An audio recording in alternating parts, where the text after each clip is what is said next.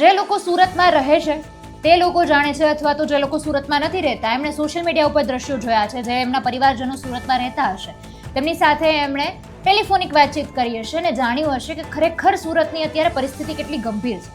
દરેક વિડીયોમાં જોઈએ તો સુરતનો એક પણ વિસ્તાર કદાચ એવો નહીં હોય કે જે પાણી નથી ભરાતું. લોકોના ઘરમાં પાણી ઘૂસી ગયા છે, દુકાનોમાં પાણી ઘૂસી ગયા છે. અને જે દ્રશ્યો સામે આવ્યા કે નાના નાના બાળકોને ખંભે બેસાડીને સામાન લઈને લોકો જઈ રહ્યા છે. મોટી પ્રમાણમાં લોકોને સ્થળાંતર પણ કરવામાં આવ્યું અને 9 લોકોના મૃત્યુ પણ થયા છે.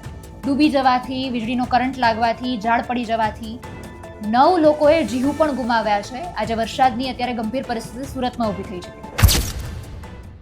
નમસ્કાર, આપની સાથે હું આકાંક્ષા. તમે જોઈ રહ્યા છો રાજકોટ.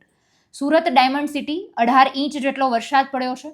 બધી જગ્યાએ જળબંબાકારની પરિસ્થિતિ ઊભી થઈ ગઈ છે અને પૂરની આ પરિસ્થિતિમાં તંત્ર માટે પણ મોટી ચેતવણી સામે આવી ગઈ છે. કારણ કે જ્યારે પાણી ઓસરશે એ પછી સાચી નુકસાનીની ખબર પડશે કે સુરતમાં કેટલું નુકસાન થયું છે.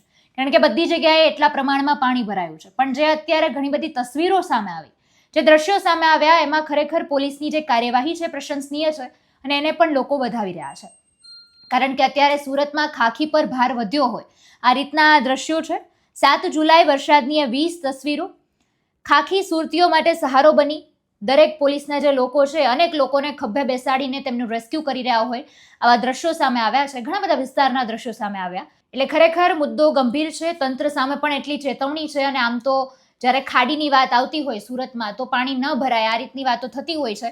પણ તેમ છતાં અત્યારે માત્ર 18 ઇંચ વરસાદ, જે વરસાદનું શરૂઆત ગણી શકીએ, અને આગાહી કરવામાં આવી હતી, ત્યારબાદ આટલો વરસાદ આવ્યો અને આખા શહેરની પરિસ્થિતિ અત્યારે આ ઊભી થઈ ગઈ છે.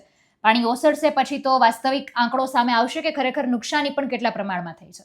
સમગ્ર મામલાને, ખાસ સુરતના મુદ્દાને તમે કઈ રીતે જુઓ છો, કમેન્ટમાં જણાવજો. ફરી મળીશું. હવે મને રજા આપશો. નમસ્કાર.